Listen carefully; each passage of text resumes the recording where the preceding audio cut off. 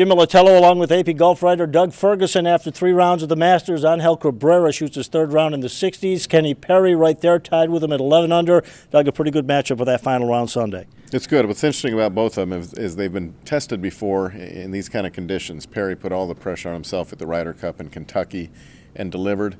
Angel Cabrera wins at the toughest course in America, Oakmont, for a U.S. Open. But neither of them has ever played in the final group at a major, so they're kind of the hunted in this case, and they're going to be hunted on an Augusta National course that we hope will be just explosive as all get out tomorrow. We haven't had that in a lot of years. You talked about the Open that Cabrera won, and some of us were surprised by it, but you weren't. This guy's a steady player. He's played well here before, and what makes him so good is he's strong as an ox. He hits it a long way. Putting comes and goes, but that's true with everybody. But he's had some good starts here, 18-hole, 36-hole starts. Now he's got a U.S. Open behind him. He is very capable, and he's been working his tail off, putting, chipping, hitting balls, everything. I expect him to stick around for as long as possible. You almost get the sensation that this is kind of destined for Kenny Perry. He's put on a great show the last 6 years. He's won 10 of his 14 tournaments.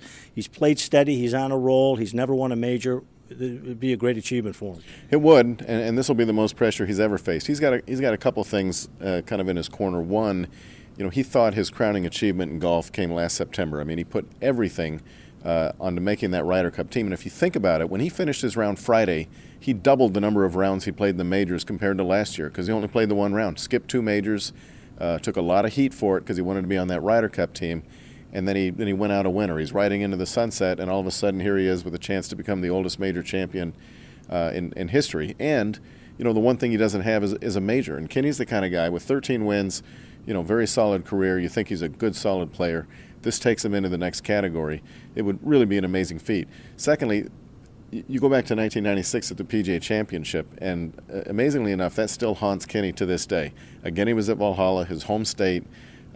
He's in the lead, kind of butchers the 18th hole in regulation, and then he goes up to the tower, which he took a lot of criticism for later for not being on the range and staying loose in case there was a playoff.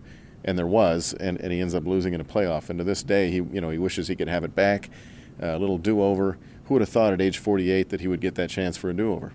Chad Campbell just 2 shots back, Jim Furyk 3 back. Still some folks on the hunt. Anybody that we should keep an eye on tomorrow? Can we end this thing without mentioning Tiger? No. 7 back. I wouldn't worry about Tiger. There's 2 ways to look at that, and let's mention Phil too. They're playing together. That's what we were all hoping for, a Tiger-Phil pairing in the last group. We just didn't know it would happen around breakfast time. It's not that bad. Tied for 10th. That means they've got 7 players in front of them, which is not a lot, but that's 7 shots, and that's a lot. The largest comeback ever in the Masters is 8 shots. Tiger's never come behind in any major, whether it's 1 or what have you. Only once in his career has he come back for more, and that was 8 shots in Thailand years and years and years ago. But 2 things have to happen here. I think what we're going to see with Augusta tomorrow, or everybody is expecting, is lots of fireworks. A chance to make a lot of birdies, a lot of eagles. That's the good news for Tiger and for Phil and for Steve Stricker and those guys. What they need, though, is that when you set up a course like that where there is a chance for eagles and birdies, there's usually a chance for bogeys and double bogeys. That's what they need, kind of like what Seve Ballesteros did when he came back and fell back to the pack and Nicklaus won in '86, for example. That's the kind of thing you need, and I think that, more than anything, is what people are hoping for. That's it. 3 rounds in the books here at Augusta National. For AP Golf Writer Doug Ferguson, I'm Jim Militello, the Associated Press, Augusta.